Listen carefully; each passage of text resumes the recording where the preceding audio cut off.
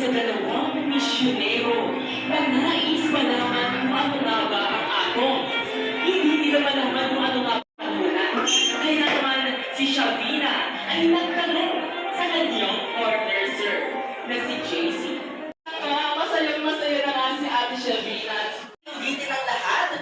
Who's Rito Cake? Yun ang ibig sabihin ng atom.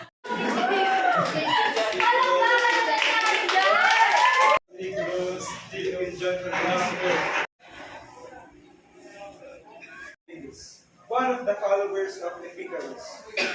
The Greek Cynic philosopher, honesty is a must, truth we only trust, and face it to the every piece of every people.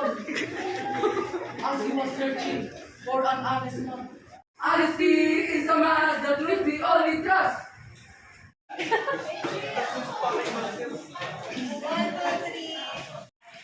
So, sino nga ba siya? An ancient Greek philosopher wanted to keep in the dark, nor looking for any of those things which appear and joy. And through moral integrity, rejecting this father, visiting time, maligrade sa isa sa pinaka